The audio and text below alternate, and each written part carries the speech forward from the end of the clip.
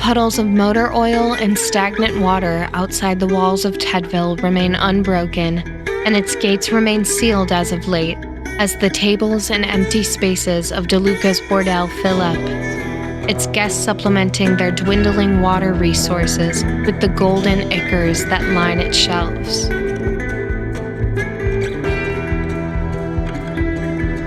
In this episode, we will cover the riot that was nearly incited outside of the water facility as community members wait in line and tensions rise at the arrival of an outsider bearing fresh water. And we'll follow its current operator as they prepare to recover that which would save the town.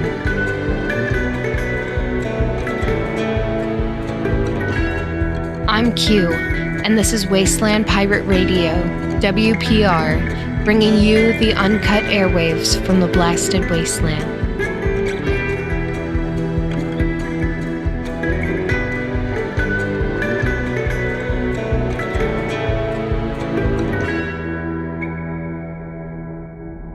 This is unlistenable. It usually is before we begin, and we're beginning. Hello, everybody. Welcome back to Dungeons, Drive-Ins, and Dice. Fuck. Perfect name. Title redacted. Fuck. Title redacted. It's perfect. Yeah, we're back again. It's technically the second episode, which is why it's so raw, obviously. We're in apocalypse setting. The question of the day today is going to be based on just that, and probably honestly for a lot of this campaign. And we're talking like favorite apocalypse scenarios today. So why don't you take it away for us, Theodore? There's got to be a better handoff than that. Here we are. There has to be, but we can. I have it now, so here I go with it. Take it away, Theodore is good. Damn it! Now the joke the whole season has to be taken away, Theodore. And I was just saying to myself, it doesn't have to at all. Like, oh, haha! Like by next episode we can get better. To. It's fucked. No, guys, I'm so sorry. Yeah, it doesn't have to be a dude's first name. Well, okay.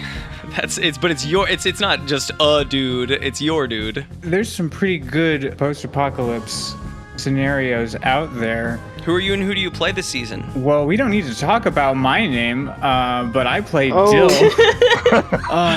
You're the only person who won't have to introduce yourself this season. Hi, I'm outed, and my name is Take It Away Theodore, and yeah, Take It Away is my first name. I'll say Take It Away Theodore, and you follow with Stringer immediately. And I play Dill. Dill, the rubber muppet, squeezer of electronics, dabbler, most literally in poisons and toxins, occasional metaphorical water bearer.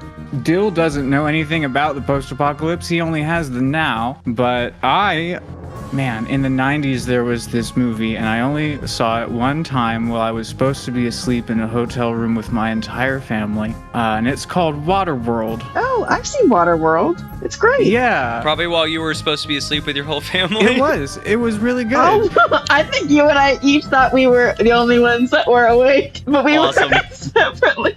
I've seen Waterworld, and my memory is very similar to yours. They're either siblings or clones, guys. We don't know. I'm dying. Oh, gracious. Waterworld is really good. It's basically Mad Max, but instead of fire, it's water. And there's water everywhere. And I don't know if they quite explained where it came from. I missed that part. Maybe the glaciers melted. I think all the land fell away, sunk away into the ground. Like Florida. Oh. That's even better. It's a flat Earth scenario. It fell away. It fell off the edge. It kept Pangea-ing until it was just gone. Plot twist, it's only Florida that sank into the ocean, and these folks just don't know. Florida man sinks into ocean. We get Waterworld. Too beautiful. Anyways, that's my favorite apocalypse scenario. It's gotta be Waterworld. I didn't really get to say anything about it, but we're going to move forward. Take it away, number 2. I'm taking it myself, and my name is Lawrence. Take it away, number 2. My name is number 2, and I play. Let me start with this. I play Deluca's Chophouse answering machine, a lovable robot with light in his eyes and recordings in his nose. Personally, I've always been incredibly partial to zombie apocalypse media. I think that it sort of does the double feature of, you get the sort of power fantasy. Like, you can't really, punch a nuclear apocalypse. You can't really, shoot a disease. But zombies, boy, there's plenty of them to go around for that. And then there's also the opposite end of that, where are the zombies the real danger, or was it us the whole time? It's both. And the answer is yes, it is always us. But zombies are a fun diversion and a fun narrative setting. Love zombies. They're also a big danger. Big danger. I Am Legend was my first intro into zombies, and fast zombies are not the way to be introduced to zombies. I cannot believe that a Fast Will zombies Smith are the hardest movie has such a good claim on my understanding of zombies. That scared the pants right off of me. Good book, It's too. an incredible book. The book is literally the opposite of the It's movie. living in my backpack right now. I've got to finish another book first. Yeah, I can't believe that they're making a 28 years later, because they have running zombies. They should have just gotten everybody by then. No, I mean, I don't leave. I don't think I ever watched 28 Weeks Later. I haven't seen 28 Days Later. I can't believe they didn't do 28 months later. That was directed VHS. The moment I hear there's a sickness, we heard about COVID, and I was already growing a lettuce in my basement day 2. I'm fucking. Were you? No, I certainly wasn't. I was complaining while at work and delivering in the middle of Growing the lettuce, riots. day So two. I was certainly not growing lettuce. But next time, I'm gonna grow lettuce instead. Don't say that. You take that back. What's up, YouTube? Welcome to day 2 of growing lettuce. My least favorite apocalypse is this one. Late day 2 of Lettuce Basement. Oh, man. Leak to a lettuce basement is really good. Nothing has changed since day 1. Thank you. Can I change my favorite apocalypse scenario to lettuce basement? You may. Yeah, if I was just a regular apocalypse citizen, I would have a Lettuce Basement stream like people would have a cat stream. Oh yeah. But it would for sure be a Lettuce Basement stream, or aquaponics or something like that. So far, we have Waterworld and Lettuce Basement. 10 more bits and we can flip over to the lettuce basement cam. Come on, it's cheap. Come on, let's check in. All right, number 3. What and where is your favorite apocalypse? I am the third, and my favorite apocalypse is the unexplained overnight event where you wake up the next morning and without explanation and very randomly, 90% of the world is just gone. Social structure is Are gone. we doing a Thanos snap? No, yeah, well, it's sort of like that. There was an old movie where and I can't even remember the name of the movie, but they came out and 90% of the people, there were just clothing and white powder on the ground. They were just instantly reduced to base elements. Yeah, weirdly enough, that movie was So- called Thanos Snap. Yeah, The white powder was all the cocaine they did. right, yeah. It's all that was left. They just felt alone, man. What is the Christian? What is that? The Rapture. There it is. Thank you. Thanos may be able to remove most of the humans, but he can't do the cocaine for some reason. Yeah, no, gotta leave that. So it's 90% of the population is gone. Social order is gone. Infrastructure is gone. So you're at the point where these small pockets have survived, and then all structures and everything is still intact. So it's a question of how do you survive when supplies are limited, they're not going to last forever, there is no social structure. It's not like you can build a fortress with a lot of people in it and start farming and survive. You don't need a big fortress, you just need a basement. You must have feelings about the Stand then, huh? Yes, I do. That's for a different intro. That's for that. My next intro is, what are your feelings on the Stand? All right, number 4. Contestant number 4. Hi, my name is Grace, as stated by Theodore. Hi, Grace. Never called him that. I felt weird in my mouth. I guess apocalypses, it's weird to have a favorite because they're not great in general. That's true. None of them. You take the moral high ground, Grace. Yeah. But apocalypse media, though. Yeah, apocalypse media, if we're talking, the media was not the question. We don't have to be so literal in the actual fictional world that we're playing in. Well, the question was, what's your favorite apocalypse? Well, okay, look, I don't love it, but No, I love mine.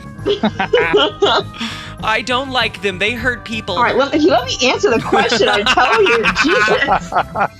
I want it to happen tomorrow. Craig knows. Craig knows my troubles. We're My in for a rowdy one tonight. I guess my favorite apocalypse media, I think it's just a really, really good movie. The concept itself doesn't really make a lot of sense, but it's fine. It was a good movie. I liked A Quiet Place. I don't think anyone would have made it if it happened. Not like how John Krasinski and Emily Blunt made it. But I do respect the hell out of a movie about killing a kid in the first 5 minutes. You know, as an apocalypse movie, that really sets like, damn, this really is an apocalypse. Nothing's off the table is what that says. That's a good pull, because I saw that one in theaters, and that was the best theater experience I've ever had. Not a sound. Everyone was also a quiet placing. I miss it, man. Conversely, mine was the Minecraft movie. That's a good monster too. I appreciate a good movie monster. Yeah, as a term or like apocalypse, I think we all would be dead. We'd all be wiped out. If their hearing is as good as this movie claims, we'd all be so fucking dead. One toot, we're done. Not me. I could be so quiet. I don't fart. I'm just practical about it, Gabe. Don't laugh. Okay, people's bodily functions function. Okay. Yes, and mine would absolutely kill me within the first day. It's fine.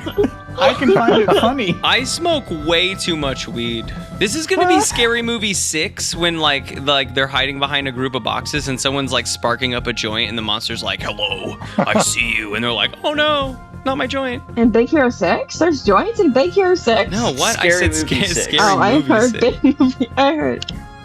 I need to get a Q-tip. Yeah, they're totally smoking in Big Hero 6. Oh, like, damn, what version did you see? I want to see that one. They don't tell you, but he actually is just one big doobie. Hoobie. Here, Ruby. I feel like there's an apocalypse movie where there were a bunch of celebrities play themselves, and I feel like I saw it in a state where I can't really remember it, but I remember that feeling very accurate too. Yeah, Emma Watson's in that movie. Yeah, Jonah Hill. Which movie is this? Channing Tatum plays a little sex slave. I think it's called This Is the This End. is the Yeah. end. Oh, it's where the celebrities are playing themselves in Hollywood, yeah. It's an interesting concept, but it does get out of hand. The one with all the famous people. And I'm M. I'm the GM. We're going to have a better flow for our intros leading up to this later, but Not if I can help it. not if... Yeah. Take it away, Theodore. It's like, oh, Jesus, take the wheel. Hey everyone, when last we spoke. Do we level up this time or what?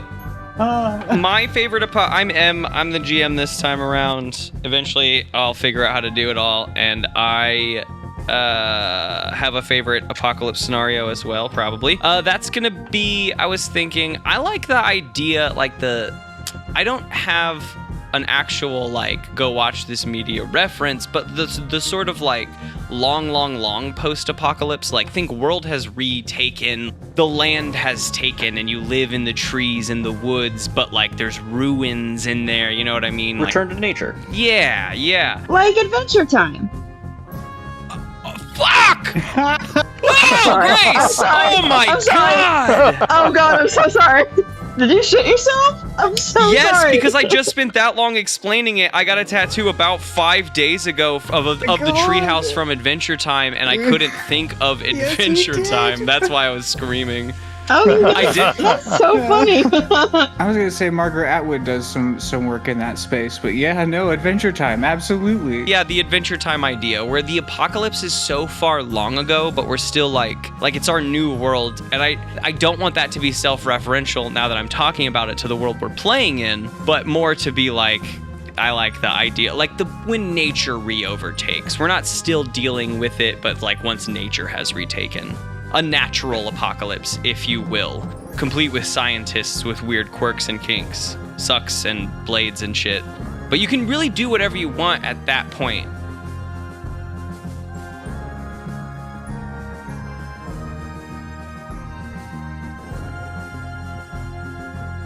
We're back in it, talking about apocalypses. We are facing one. We are on this planet. It's a stationary planet. Mostly, we're in this town, the town of Tedville. We, last session, introduced our characters. We have Dill, Spicket, Petal, and D-Ham all living in this town, a part of this community. The bigger points don't particularly matter, I think, when you live in this community and your water is dying. The Spigot, the water bearer, with the help of Petal, is spending the days waiting for backup from the source itself way upriver so that he can get to the bottom of this investigation to find out where their backup engine went. D-Ham's dealing with the crowds, Petal working with Spigot, and Dill just existing in the junkyard. He has junk to take care of, and he has batteries to squeeze. And that is where we are. It's been rough as of late. Over the past few weeks, things have dwindled down into about I think where we left it off was about half a gallon of rations per person per day. Upon some research, in any sort of environment, a human requires about half a gallon of liquid a day to survive, and in hotter environments up to double of that. And so my thoughts for this, based on we had some pretty negative roles for controlling the overall populace of the town and making things easy for them last session. And so what I think that ends up in is people have begun drinking more to supplement that liquid that they are missing, because they have to get so much liquid per day and they're only given so much liquid per day. You don't have juices, you don't have milk in the fridge, right? You have water, and then you have the thing that people have turned water into. In this case, liquor. I think that many people have begun to supplement themselves, trying to push away the anxieties of not having the proper, water specifically that we need. That has led to more unrest in the city. There have been some scuffles over food and supplies, though not water, because everyone knows the consequences of fighting over and stealing water. They don't want to have it all taken from them. But the food doesn't have those rules over it, and so there are some fights over food and supplies here and there. There's some scuffles, right? This isn't turf war yet, but people are starting to I'm bigger than you, I need more food kind of style over the past few weeks. And at the open of this day, the folks manning the walls just sort of eyeing the surrounding lands, it's a hot day, right? At first, the general waviness of the lines, that mirage as your vision passes through the heat that's in front of you off in the distance in a hot environment, as the waves lining off the asphalt that blurs things and gives you that shimmer. Distortion. The heat shimmer. Yeah, the distortion of the heat of the day is a regular occurrence here as you just stare out into the wastes outside of town. That general heat shimmer is probably always at the edge of your vision. It's always the same temperature, it's always bright, it's always there. So at first it's nothing to worry about, but that shimmer intensifies for those standing on the wall and becomes more readily apparent and present, though maintaining a shimmer. By the time it approaches the walls, there are even more folks that have been called up to scope out this situation. Something strange. The shimmer is moving differently. It's like a mirage that's on the move. Though as they approach, it becomes much easier to see them as they are within half a mile or so. The shimmer starts to wear its way off, and you are able to see what looks like a concrete truck, a big 18-wheeled vehicle moving through the deserts with a massive tube on its back, constantly spinning, laced with this black obsidian. And you can see the way that the sun is reflecting off of it. It seems to be shifting side to side as it's driving straight towards these gates. Though with the any sort of binoculared vision of the situation that the folks on the walls have, they are able to spot markings of the water bearers. And they arrive with a pretty large rotating drum on the back of this truck. You can hear the sloshing inside. They pull up, they speak with a little bit with the guards, and they move on in, and the truck parks outside of the compound that is taking care of the water.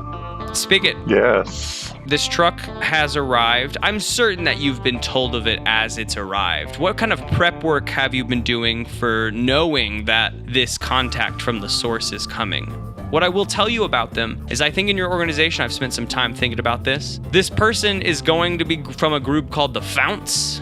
They're the closest you can get to like the hardcore militia of it. They're coming to Okay. like set in stone how water will be treated while you are away. They don't know the people of your town, right? They're not here to be friends. They're here to control water while you are away. Excellent. They're a lot more militant, a lot more brutish. What is your prep work like as you know the fount is approaching on the horizon? Obviously, we will have done everything we can to maintain the filtration system. I will have made detailed notes for where we are in rationing, and I will make note of any citizens that are likely to be more problematic sooner than others, so that the brother or sister of the fount will be aware of who to be on guard for first. And number 1 on that list is... Oh, is it gotta be DM?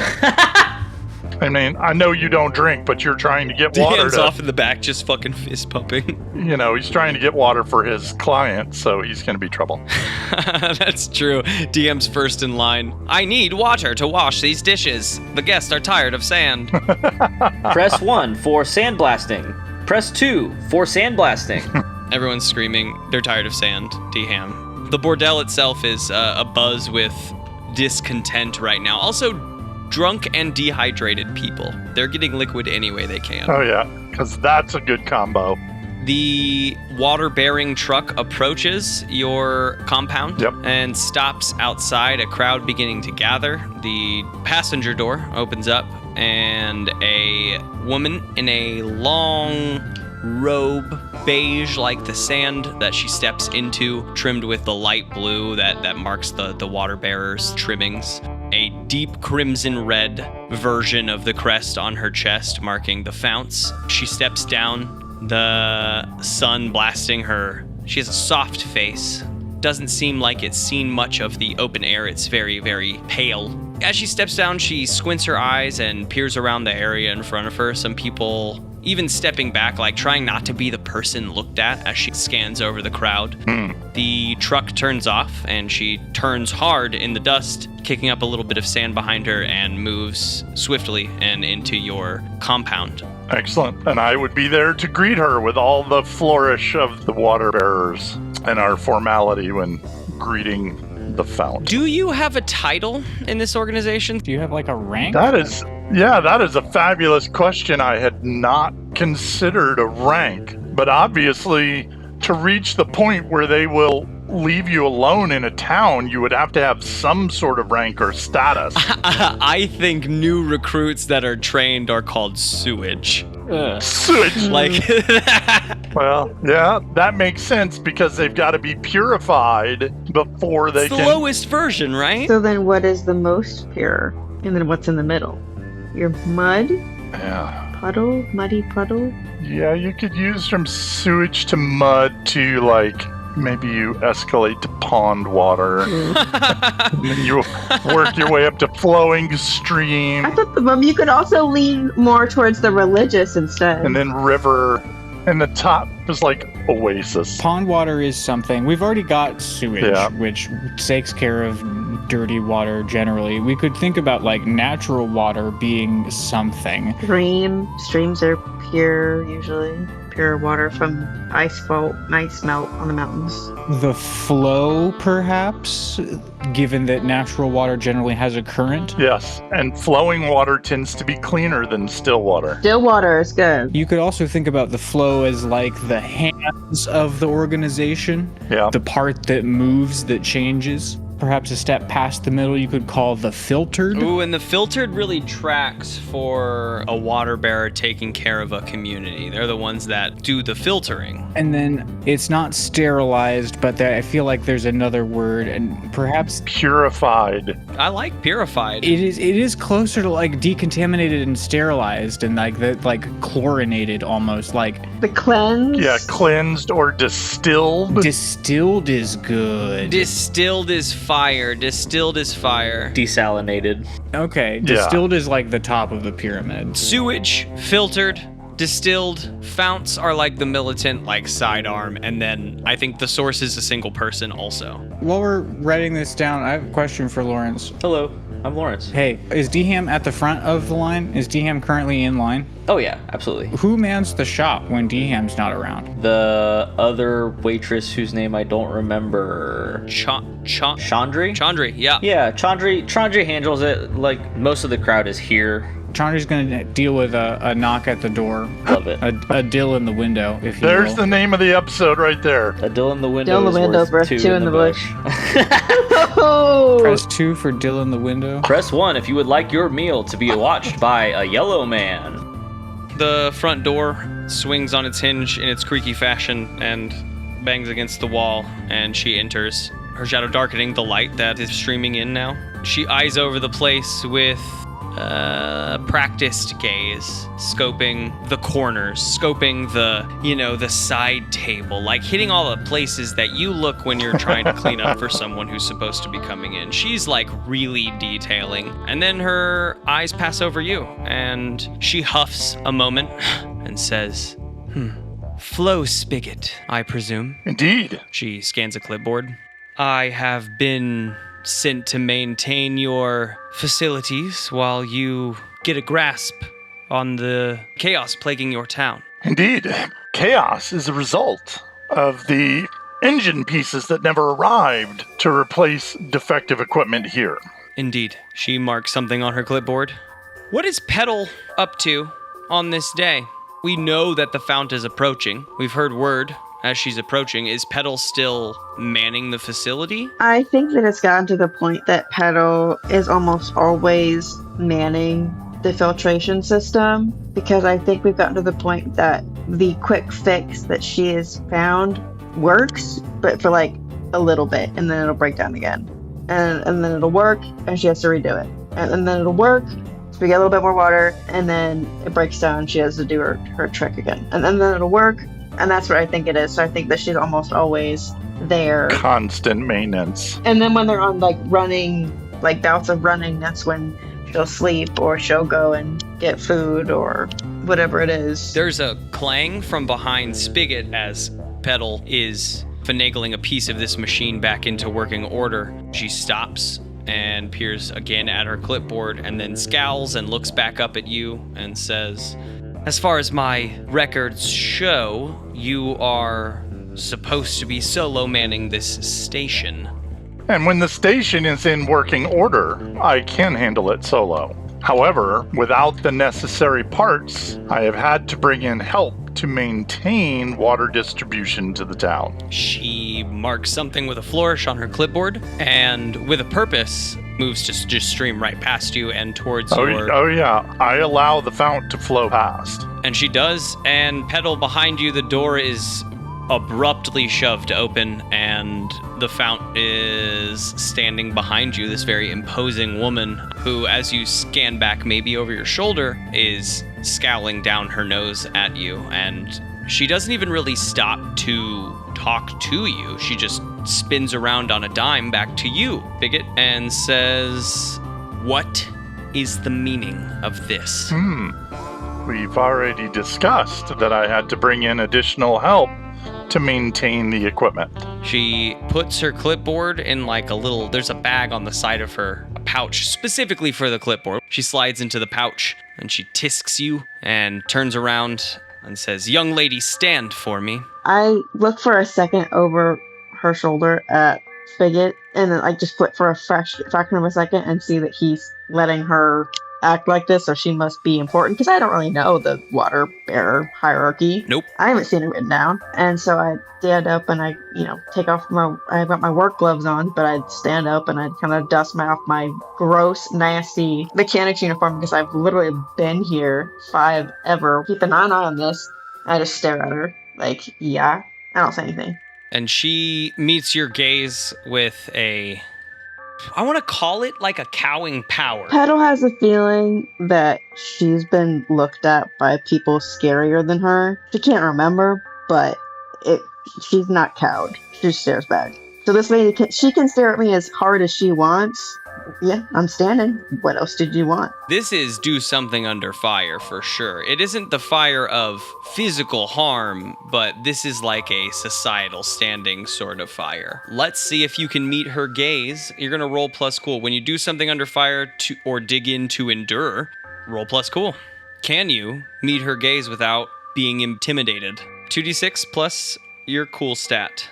Okay, that's 5 plus 5, which is 10, plus my cool, which is... Cool is plus 0. Oh, okay, that's a 10. A 10 is a total success. You stand and turn around and square your shoulders and meet her in the face.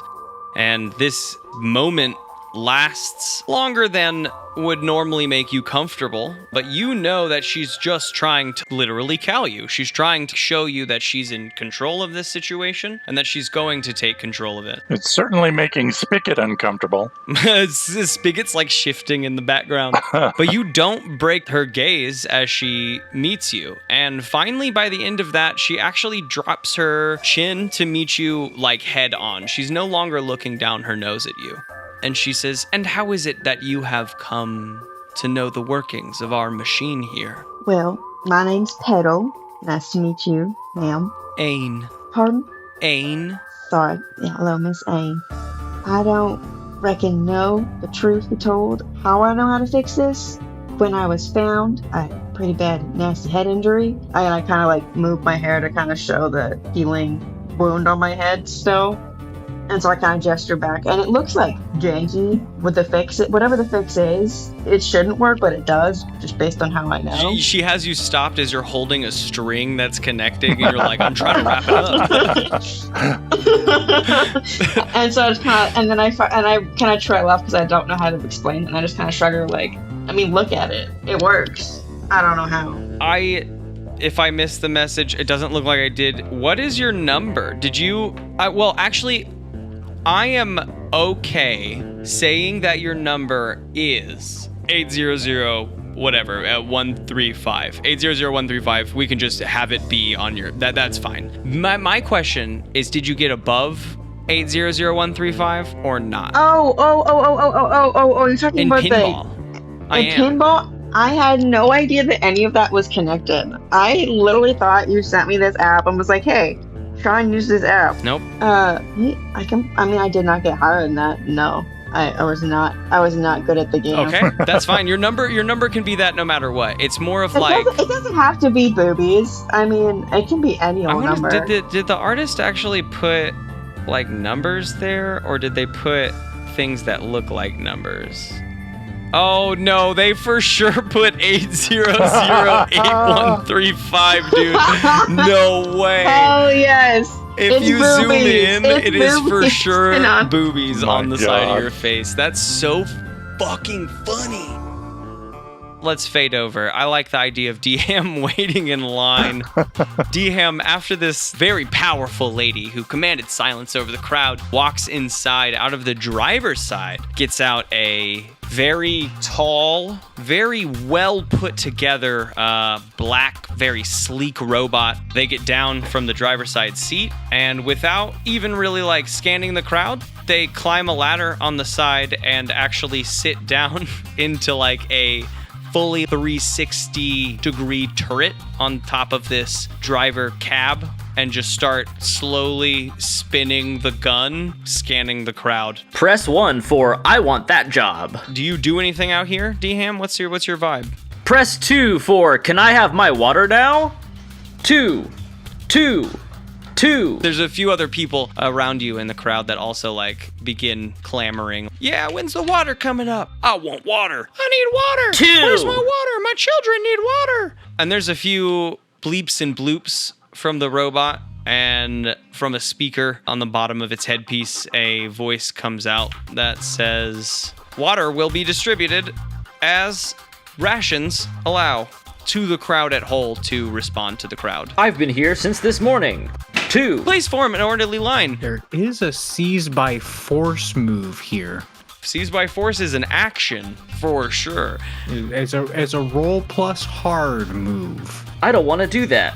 I don't have a gun. Like that gun. I don't even have any guns. That's a big gun. But I know a gun when I see a gun. Please form an orderly line, and water will be distributed as rations allow. DM blinks with his flashlight eyes and then turns around to the orderly line gathered behind him, and then blinks again and looks right back up to the robot and says, two. Please form an orderly line, and water will be distributed as rations allow. And people start to like clamber over this. There's a little bit of restlessness in the crowd, I guess. Well, yeah, we're drunk. Dill, I heard there was a knock at the bordel door. I'll say that the bordel is pretty busy. Anyone not waiting in line virtually for water is here trying to get their liquid fill at the moment. What is your approach to the bordel? Well, they best be making way, because Dill is here and Dill is nervous. And when Dill is nervous, Dill sweats. And Dill sweats like he's in a Gatorade commercial, complete with That's the a liquid. colors. The rainbow of the Gatorade commercial. Yeah, the blue, preferably, if I get a choice. And his sweat may or may not steam lightly on any surface, perhaps leaving light burns. Who knows? Anyways, he's in here and he's dripping, and he says, barmaid. Yeah? That's Chandri, very clearly. Ah, yes. Where can I find... Oh, God. Where can I find ham? Give me 1 second. And Chandri sprints down the end of the bar, grabs a glass, he fucking hurls it behind him, and it shatters on the ground. He picks up a different glass and throws it on the counter and sloshes some liquid into it. It's about halfway full when he pushes it towards the person who he stole the glass from first. And then he comes running down the bar, dead sprinting, clanging some bottles as he passes by. God, D-Ham, he's waiting in line for the water. None of our glasses are clean. Oh, God, I gotta clean up some glassware. Can I get you something? Dill is gone as soon as he hears waiting in line for water. He, lopes with all of his legs out over some tables. Splish splash goes the Dill sweat, and out the window into the morning or whatever. So Dill is headed for the line, but sleek robot manning a turret will be immediately distracting for Dill when he arrives on the scene here.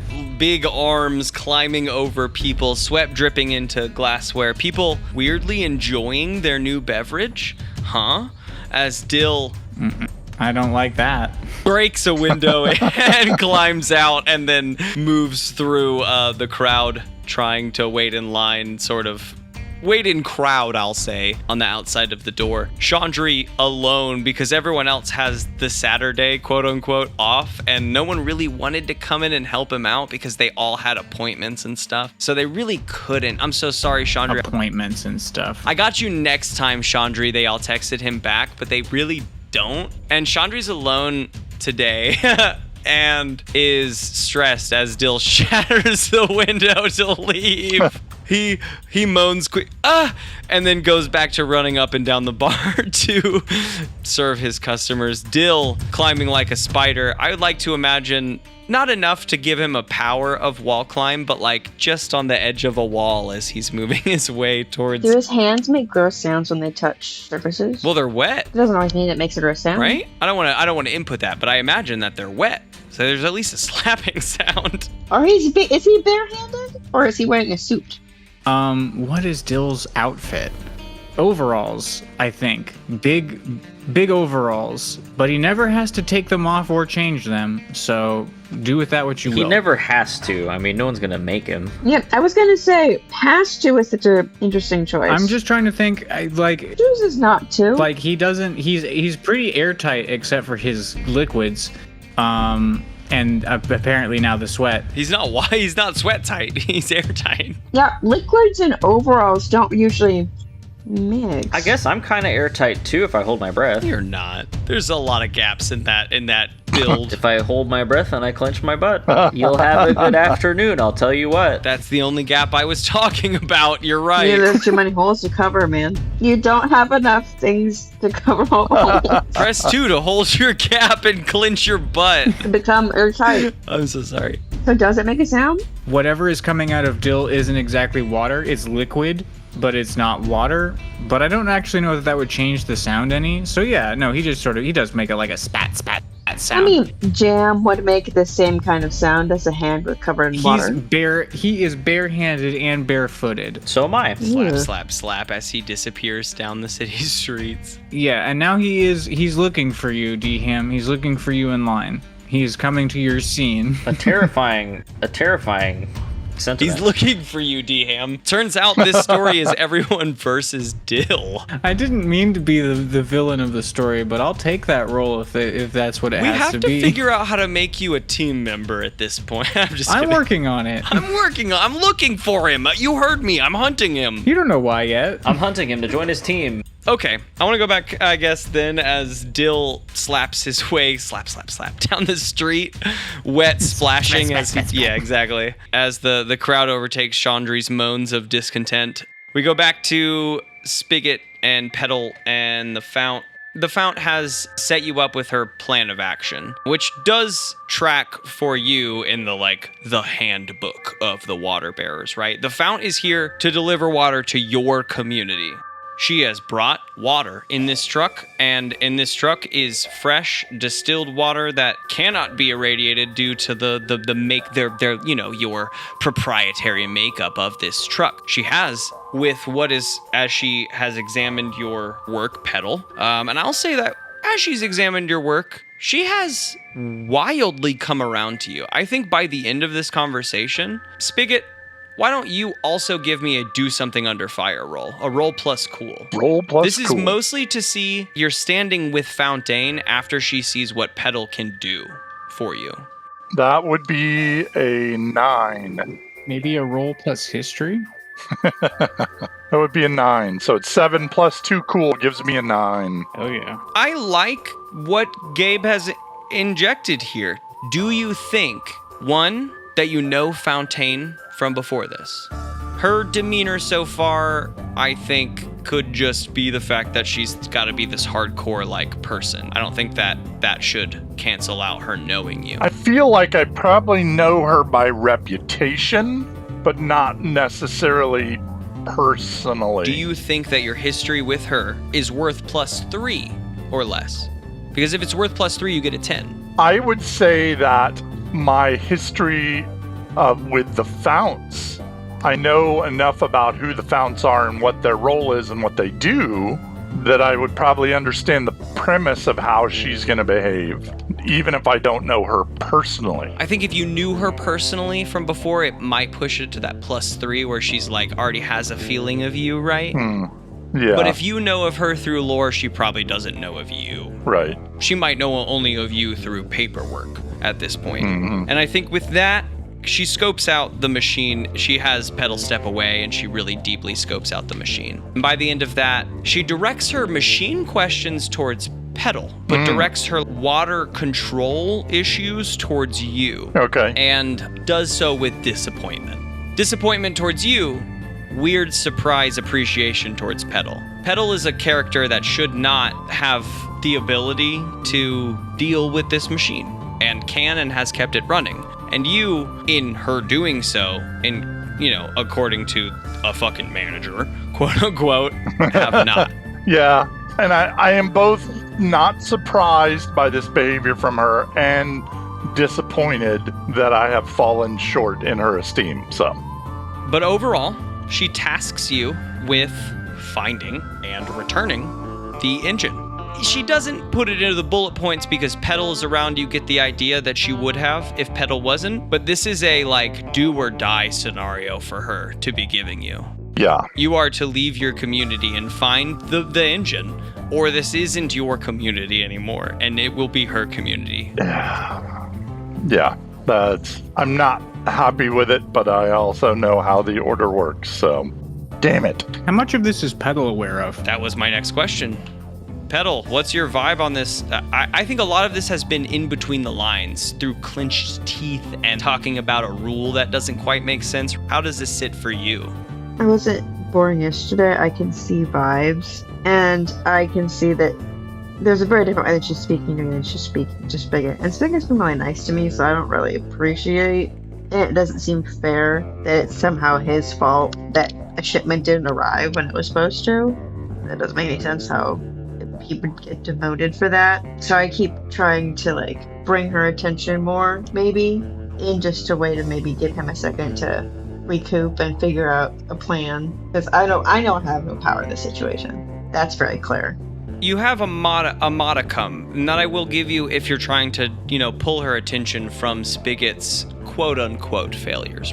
You then turn, you're like, well, what I learned about the machine, right, is if I do X, if I do Y, like every time she really starts to drill into Spicket, you're able to pull her attention from like fully fucking railing Spicket in a way that Spicket apparently gets and understands, but that you don't appreciate. And I think by the end of this conversation, you feel a sense of respect from her. She denotes you as Spigget's assistant, but only by term. She could not recognize to her order that you are taking care of this machine. You are assisting Spicket in caring for this machine, and she'll figure that out, how and why. But for now, it's helped the whole situation. Like, that's their whole purpose, is providing water. She may be militant, but you're doing the job. So she was willing to accept you as, like, interim water bearer. Mm-hmm. By the end of this, she has tasked the both of you with returning this engine. It's more of a we'll see what you can do challenge for Petal and a do or die for Spicket. But Petal, I'll say that you do get that idea. There's a sense of like invitation and challenge from her. Quick cue. Mm-hmm. She's telling us to go on this journey to return the engine. Indeed. But I am the only person that's keeping it going. I mean, she's brought this big tank of water. She has, with what you've shown her and what's left of the engine and what water she's brought, she can provide a gallon of water per person for a month. Do we have any confidence that she can maintain the machine, or is she going to let the machine run till it stops and then just feed them, or, feed them, as it were, out of the tanker? What your understanding is that the machine is dying. Yeah. Her and her, as she's introduced him, H2O. Of course, his name is H2O. What about Huto? What about what? Huto. I'm on a hard line for Huto. Huto? I love it, Lawrence. Lawrence, I love it. What about Huto? Press 2 for what about Huto. I love that there was just dead silence after he said, what about Huto? What about Huto? I'm on a hard thought about Huto. We'll decide on Huto next. Well, we won't have to because our focus is on this mission. Let's talk about Huto here for a second, though. Oh, Jesus. Okay, is it Huto or is it H2O? My thought is H2O because he's a robot, right? The sleek robot belongs to the water bearers. Mm-hmm. He is a Yes. water bearer. Okay, the robot's a water bearer. That's okay. If we want to take like Lawrence's character as a person alongside every other people, we have to consider robots as people alongside people. That's fair. That's fair. And therefore H2O is a water bearer like Damn. Fount is. He's Fount H2O. I don't. Press 3 for I'm the only robot. Fuck. I love that too. I mean, there's a difference between the robot's name being called H2O and the people calling it Huto. I actually like that idea. Like, the robot could be called H2O, but I'm gonna call it what the fuck I want. And in fact, it would be really funny if D-Ham is the one who led the charge of calling him Huto. Because D-Ham understands that all people are named people names, and H2O is not a people name, and so therefore, Huto only makes sense. Oh, yeah. Press 4 for I can understand the concept of a nickname. You 4. won't give yourself a name, I'm gonna give you a bad one. Huto or H2O, you can choose. I like both. But her and H2O will be running the system as it dies down, and that, tied with how much water they have brought, will be enough for this month. After that month, Spicket probably would have broken you down on this scenario. He knows that this is a do or die for him. He returns the engine or he doesn't come back. Yeah. He has to find a new community and do something new as not a water bearer. And if he wants to be a water bearer, he has to return with the And engine. if you come back, Huto will shoot you. Engine not detected. Bang. And I think in Petal's opinion, she herself is not religious and she doesn't really want to be a water bear, but she likes Spicket and he did her a solid by bringing her in. And she obviously doesn't want him to see him fired. when they've had the discussion of like, yeah, if shit goes down, she was like, well, I've got nothing to lose. I can't remember my family. I can't remember who I am. So yeah, I'll go with you. Shit hits the fan. Like, yeah, why not? She's down to go get the engine. You know, she doesn't really have as much skin in the game personally because, yeah, she can offer herself as a water bearer, but Petal doesn't really want to be a water bearer. Right. The whole process seems kind of uptight and not fun. But it's important to Spicket. Right, exactly. He took care of you, and now this is how you can repay him. Yeah. I guess at this point, then you would have been aware and readied yourself that now the two of you have been tasked with the mission. Return the engine or do not return. We can even say that she pushes you out of the room. I must get to work. I'm gonna check over the engine. We'll see you within the month, and then the door shuts. What is the next thing from the two of you? Well, I would tell Petal I'm going to go pack whatever gear I have for traveling, and we need to make a plan and hit the road. Well, all right. I don't got much, but I'll get what I've got. Get what I've got. Do I need to go get anything? Water to go? Sneak some extra? I won't tell. Oh, yeah. We've, Just kidding. I mean, I don't know if that's Just kidding. I won't steal water. Well, maybe not. Yeah, I don't know. water bearers do keep water in reserve for such emergencies. Hell yeah, let's skim off the top. You guys gather your things outside. H2O beeps a few times. Beep, beep, boop. Water rations will resume shortly. Please form an orderly line to receive your water rations. The door opens and Spicket and Petal come out first. I would like to make an open your brain roll. Ooh. You stay out of there. You stay out of there, Petal says, shouts into the crowd.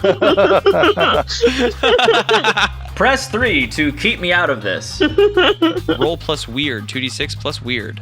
I engage all of the advanced processors in my brain that are all working at about 1% capacity, and I open my brain. With a plus 2, I have a total of 12. Wow. Damn. On a hit, the MT will tell you something new and interesting about the current situation and might ask you a question or two. Answer them. Press 5 for vibe check. As the door opens, D-Ham, you see the water bearer and his assistant, the newest implant into the town, with their bags and gear prepared, looking like they're going on an expedition. With that 12, you know immediately, first person in line, right? They are not opening the door to serve you water. D-Ham starts stomping impetuously at the front of the line, and he says, 2, 2, 2! The crowd behind you stamps their feet and chants, 2, 2, 2! Also, Dill is coming. Ugh, he's what? Yes, Dill is coming. That's here. Don't you worry, I'm prepared for the nasty man to come across our vision. H2O spins around quickly, just examining the crowd, just making sure there's no actual, violence occurring. The crowd is all of a sudden a little sparky. Spicket and Petal, as you have exited and been shouted at by D-Ham, serve me 222. What hits you? Spiget's not going to leave without talking to the crowd. This is his town. These are his people. He wants to let them know what's going on so they understand what's happening. He would not speak ill of Fontaine or H2O, but he would, he would let them know there's urgent business that he's been mandated to go take care of, and in the interim, the Fount and H2O are here to serve them water and maintain the peace in my absence. But he's going to try and de-escalate, and he might even walk up and speak directly to D-Ham and say, it's going to be okay, and if you were to come with us, this might go faster. Is there water where you're going? There will be water when we return with what we need to procure. Press 1 for yes. Press 2 for no. Does he actually have a dial pad somewhere? 2. Don't say somewhere. Don't say somewhere. Spigot reaches down low and shakes his head and presses 2, 2, 2, 2. No. I think that... Hold on, did he press 1 or 2? 1. 1? Where is it? Wait. Yes, 1 is yes. That's hard to remember at some point. Yeah. You've selected 1 for yes. Where is the keypad? There's no buttons, you just talk to me. You don't just walk up to someone and press them on their body. No, you just talk to me. A verbal 1 is plenty. All right, so your voice activated. Dill, you hear this unruly crowd ahead of you. How do you approach the situation? There's a commotion going on, so Dill approaches with a degree of caution. Not like a lot, but he's keeping his peepers peeled and he's looking about. And he's just sort of loping along the street, and he comes down the hill and he comes into the view of the scene. And he takes it in and he takes note of everything that's going on. And initially he starts loping towards where the party is at. But Dill is nervous, and Dill is sweaty, and Dill is thirsty. And during his scan of the field, he takes in the sleek robot. And Dill's whole demeanor changes. Uh-oh. And I don't quite know how, like, I want to do a roll for it, but basically what happens is Dill shifts from, like, the junkyard guy to some kind of a robot predator. Me and D-Ham are cool. He gave me a big gallon of toxins, but all the other robots are just little bags of toxins, right for the squeezins. And so I want to in some way, like, telegraph that to the robot. So you reach out your arm and you point at him, and then you make like the wringing of a towel motion? Yeah, basically, that I intend him dreadful squishy harm. I think just a dramatic point does the trick. I mean, you're tall, aren't you? A nice menacing point. Ugh. I don't know how you non-verbally tell someone if you don't do something, I'm gonna squeeze you of all your machine juices. Okay, well, in that case, I'm just gonna seize by force. Is this something I can see and intervene on? Yes. First, I want a do something under fire from Spicket on his control of the crowd. Okay. Which is roll plus cool. Okay. That would be a 10 plus 2 is 12. Okay.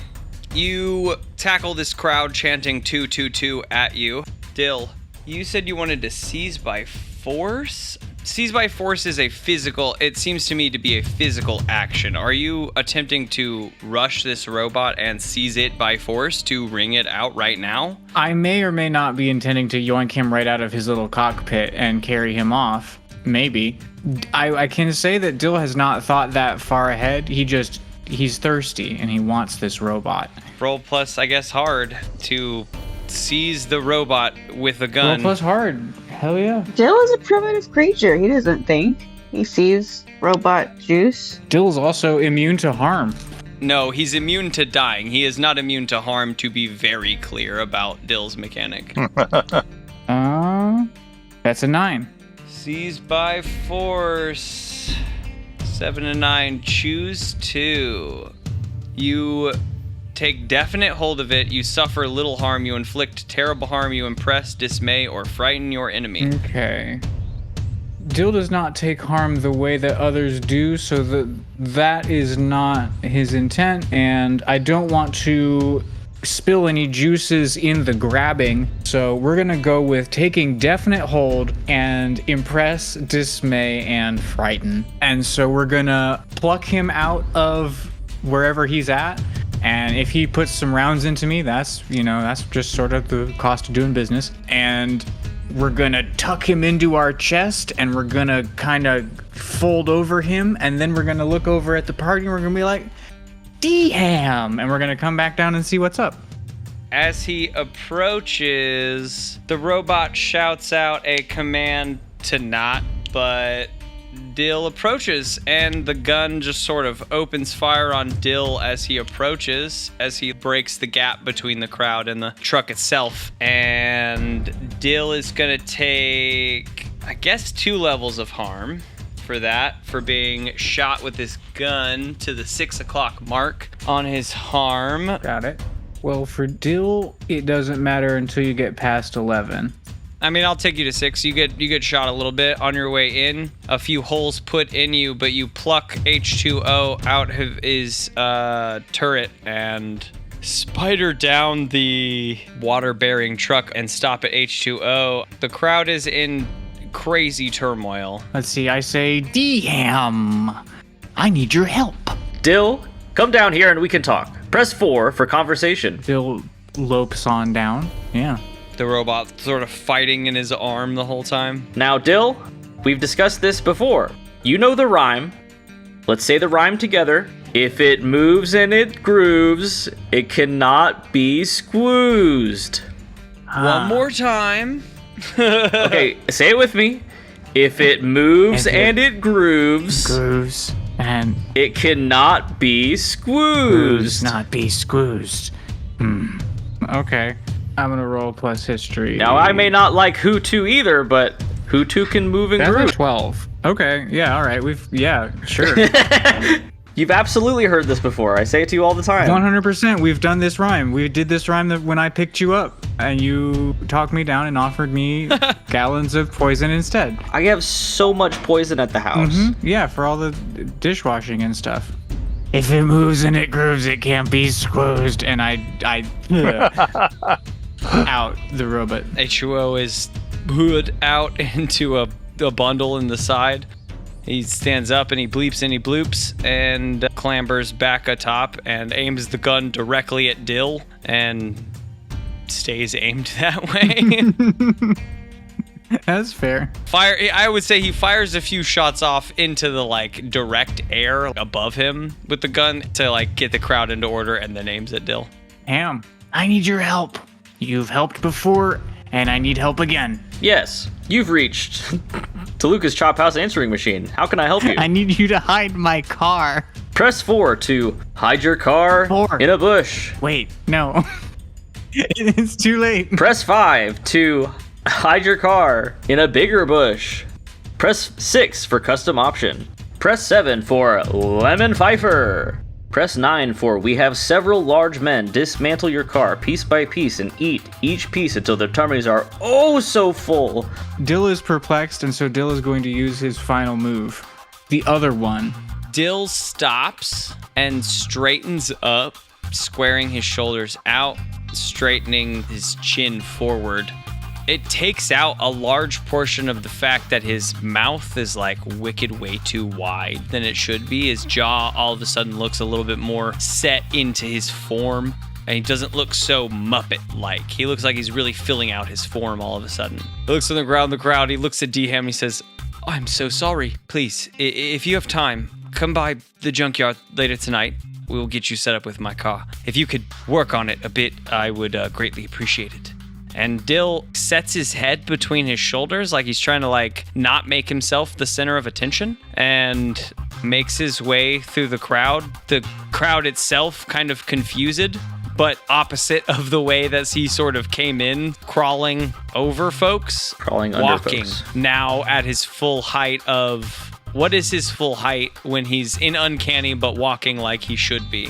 I want to say when he's the other one, he doesn't look uncanny. You know what I mean? He's able to set himself back to look like a person. Then probably he's a thick 6'8". Ugh, thick. The other thing he's got control over is his whole musculature. So he can be whatever dimensions he needs to be. And I imagine Dill form Dill is long and thin unless he needs to be, so he's Uncanny Valley 8-9 feet tall, all sort of folded up. But this Dill could definitely be 6'7" and built like a truck. I'll bring my car. Perfect, yeah. You'll bring your car. Dill moves down the street almost confidently versus the Dill move that he does. He's not trying to draw attention. Not that Dill's movement is trying to draw attention, but that very clearly this Dill is not trying. This one's aware of his surroundings. Yeah, this one is actively not trying to do that. D-Ham turns to the pair of water keepers and says, I've never seen that before, ever. Can you please come with me? I'm afraid. Press 1 for yes. One. Press 3 for car? Question mark? Yeah, car would be good. Yes. Then I want to ask the water bearer's first approach. Maybe we could take the car. Yeah, I would say we head to the junkyard and see what we see. D-Ham says, I do have to work a shift first, and I need the water. First? What? I didn't call in today. I'm a good employee. Who to? I need the water. I need the water. Who to? Oh, of course. Yeah. On to that. Fountain and H2O get the water line moving. With the fount and their extra source amount is brought up to a gallon. That's what she's promised for the month. After that, it's out, and it will be someone else's purview to take care of.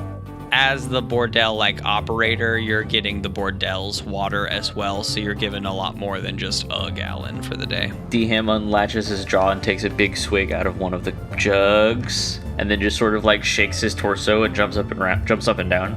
The crowd probably gets a little unruly at that, like you're just chugging, but you return the water to your crew. You're gonna work a shift? I mean, yeah, I have to. We're gonna go to the junkyard after I'm off at night. Is there anything that you want to do during the Deham shift, Petal and Spicket? I would say that we head to the junkyard, and we'll tell Deham we'll meet him at the junkyard when his shift is over. We've confirmed your reservation.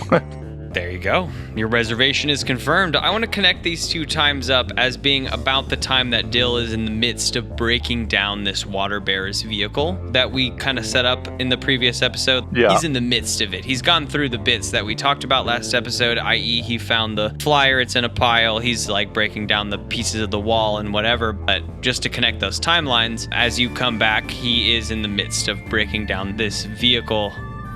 Dill, as you return to the junkyard, The big question becomes, how long do I stay the other one?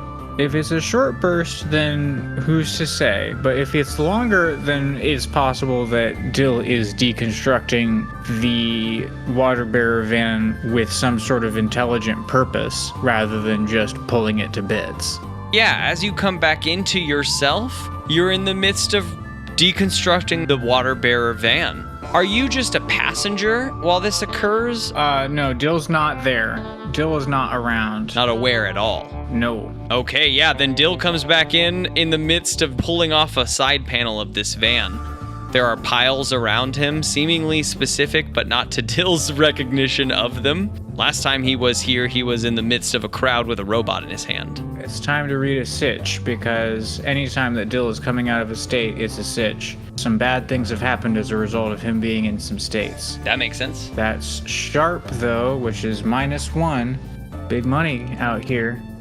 Oofda. That is a 2. Well, it's an experience. You get to mark that. Nice. I think it's blackness. You blinked and you had a robot in your hand and we're in the middle of a crowd and we're thirsty for this robot's innards, and now are in like halfway through pulling a panel off this van as you have clicked back into yourself. I'll say still hungry.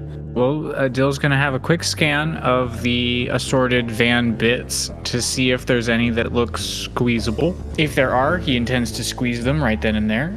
If there's not, he's probably gonna go and start his car. The engine is still in it. It's broken down, but you know the parts of engines that you can squeeze for stuff. You know that once done, it's a useless engine, but you don't really have much else within reach, so. Yeah, okay. The party then can discover Dill with his mouth around one end of an engine, like just at this engine. Spicket and Petal come into the junkyard, and Dill pulls his head out from the engine compartment. He's like partially inside of the engine.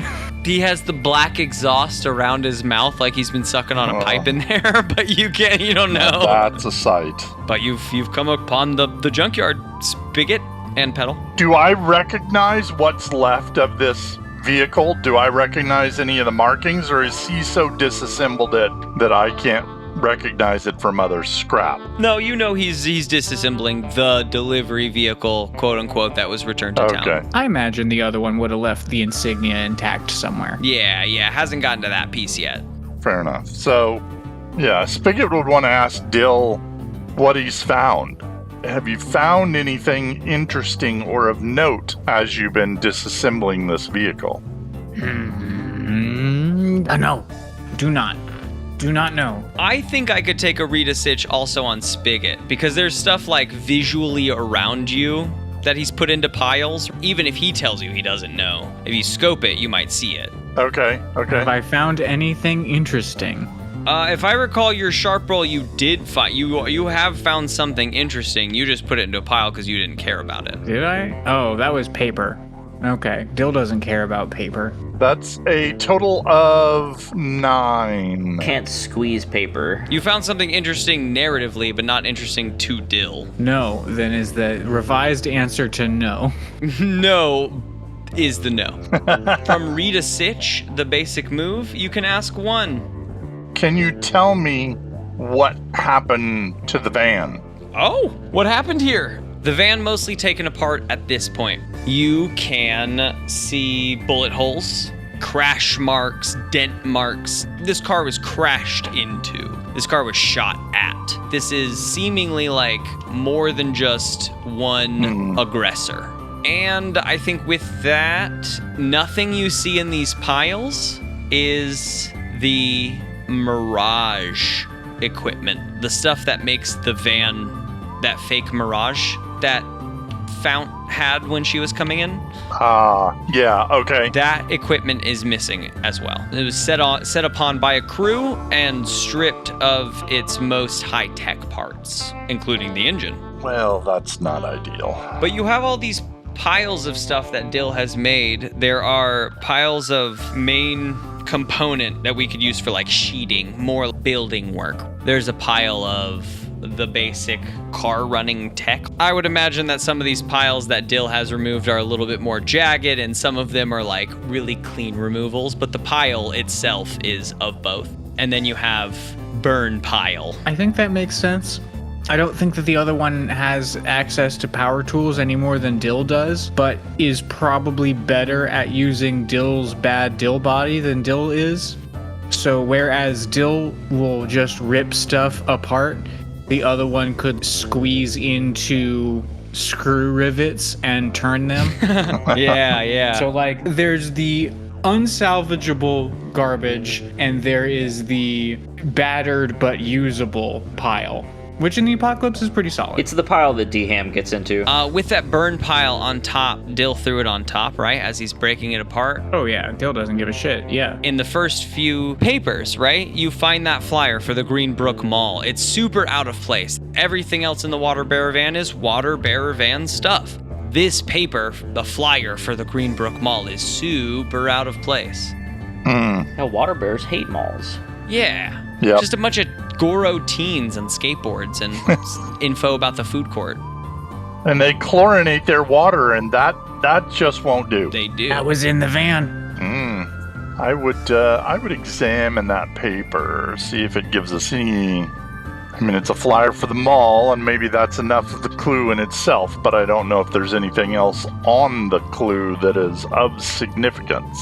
Get the paper wet and see what happens. We can read a sitch. Can we like read an item? I mean, I think we can.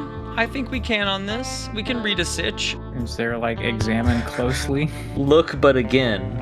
Look, squint. I got a prosthetic eyeball. Can my prosthetic eyeball give me an in? I'm looking. Well, D-Ham, you have a move for this, actually. Yeah, but I'm not here. He's working. Fair enough. Some of us have a job. I thought the other two were accompanying you to meet me at this, that all of this was taking place after your shift. D-Ham decided to work a fucking shift. No, that's fair. He's got a job. I just figured that they would all come together after the shift. But I guess, great minds think separately. Great minds think in 5 parts. I mean, we don't care that D-Ham has a shift. We got shit to do. No, you've got stuff to do. No, yeah, all right. Figure it out then. Okay, so Petal, this is a moment Yeah. for a beginning of the session roll that I should have done instantly. I even prepped you for it with a side message and then forgot to do it. Petal, we're gonna ask for your vision roll. I was wondering why we didn't start the thing with. I was like prepping myself. Okay, Grace, you're gonna have to do some improv. Or you're gonna be ready. You're gonna be so brave. And then it didn't start with me, and it was That great. was my jaw drop earlier, by the way, when I was like, I didn't give Petal a vision. Oh, yeah, that was my jaw drop. But now I'm gonna narratively put it in. Well, you can't give me Petal. family.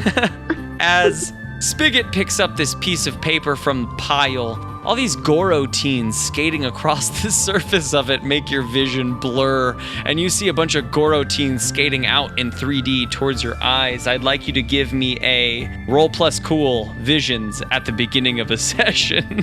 We'll call this the beginning of the session. Cut everything else. We're back to the start. Oh my gosh. 4 plus 5 is 9. 9. The MC holds 2. The MC can spend 2 hold at any moment to interrupt you and tell you that a vision comes on right now.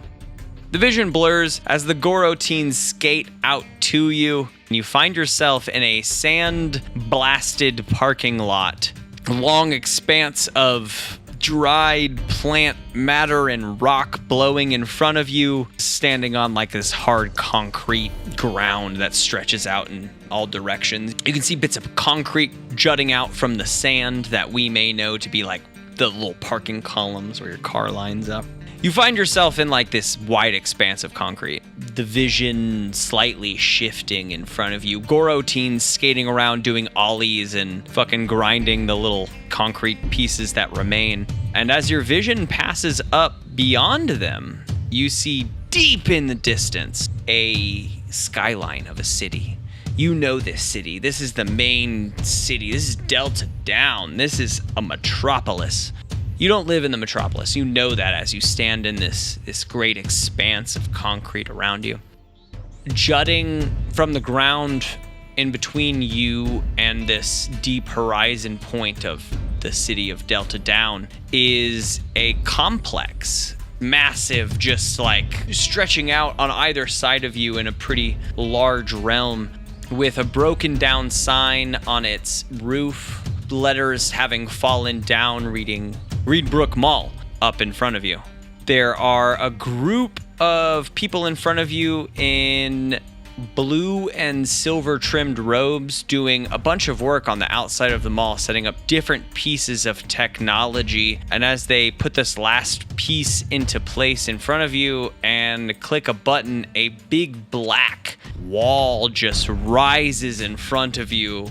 There are shapes kind of shifting on it, but your vision is having a trouble processing just sort of colors and black, these neon oranges and greens streaming up the blackness in front of you, and everyone just sort of nodding to each other. They've done something successfully, but you are brought back into this junkyard after this vision, sort of staring as the Goro teens skate back into the paper and land their ollies in the stuck emotion on the flyer. That's a very fun visual. Huh. So each time I have a vision mark experience. So you mark an experience for using a vision, but you are thrust back into the junkyard with this vision of the Greenbrook Mall. You have been there. That's the point of these visions, right? Like, they are visions of your past. You're not like seeing where you will be. You have been at this Greenbrook Mall that the flyer reads. I mean, I don't think I'm going to see anything about it, but I am going to file that knowledge for later that, okay, there's another connection to, so these files were found with the crashed vehicle. Yep. God, I don't want to look at it. The vehicle or the flyer? Is Dill holding the file? Spiget's holding the flyer. He's like picked it up out of the burn pile. Yeah. I look over his shoulder because I feel like we're at a point that I can look. We're buddies. It's like an ad flyer, like, hey, come to the mall kind of flyer, right? Like, it's just teens skating. I want to look at the date. I want to look at the date of the flyer. Man, I love that question, and I don't love a no, but I don't know of like a poster that has a date on it. I really do. I don't know if it's like an ad for something. Yeah, but not with the year, though. Right, like, it's not like Greenbrook Mall 72. It's gonna be like, October 12th. October 12th? Why would that be on an ad flyer, though? Of course, as we all know, the planet doesn't rotate, so it is always October 12th. Oh no, this flyer comes from a long time ago. That was my concept about not putting a name on the mall, is that it comes from a time in which there were times, like there was a day.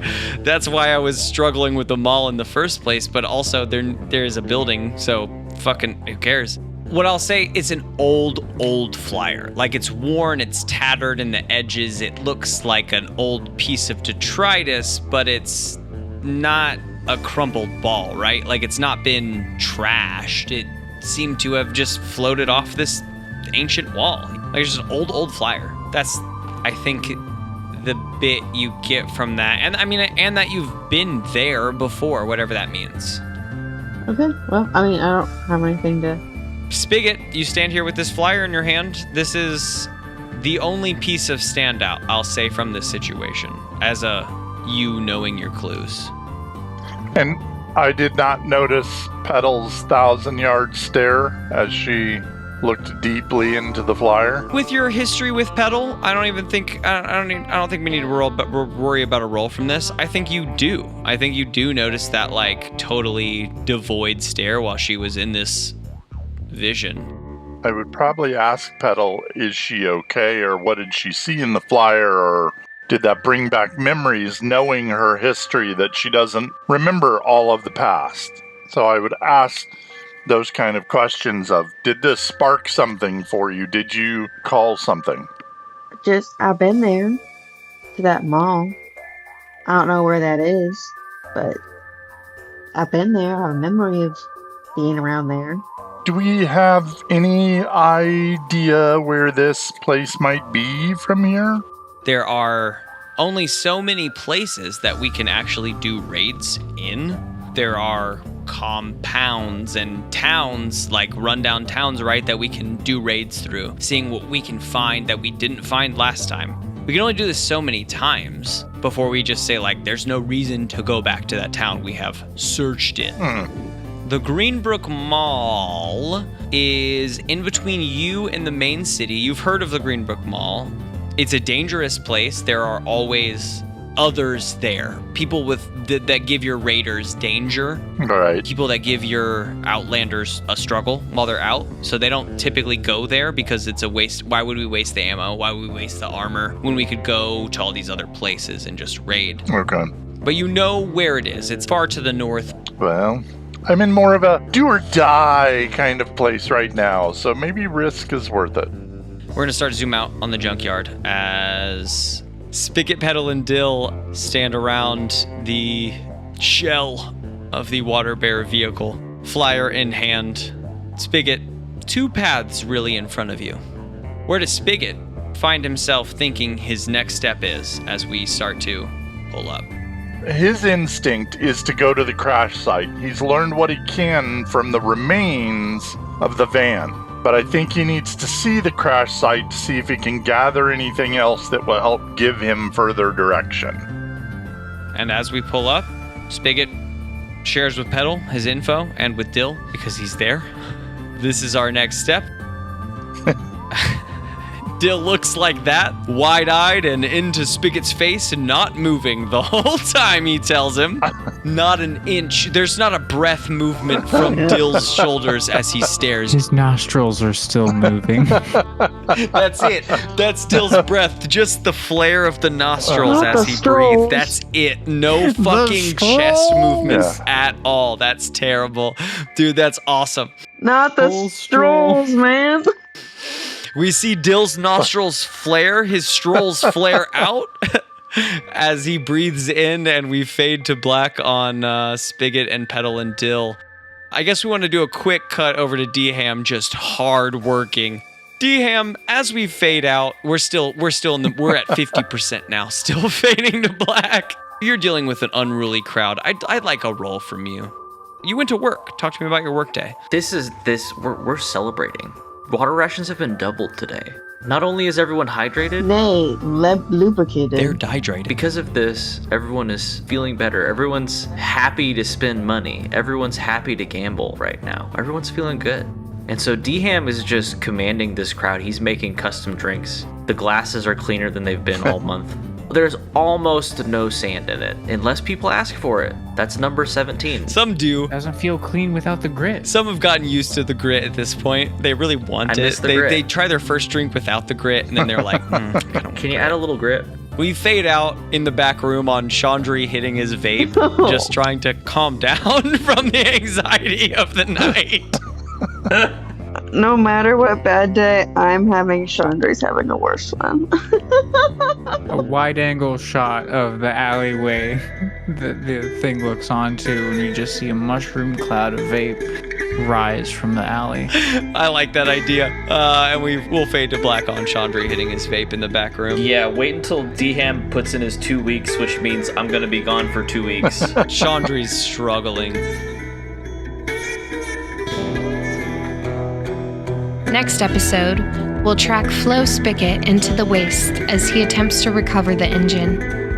This episode was produced and GM'd by M. Williams featuring Theodore Stringer as Dill, Lawrence Jennings as Deluca's Chophouse answering machine, Mike Harrison as Spicket, and Grace Stringer as Petal. Music composed for the season by Chris Rogich. Additional voiceovers by McKenna Lynch. Other credits can be found in the episode description. That's all for this edition of WPR. I'm Q. See you next time.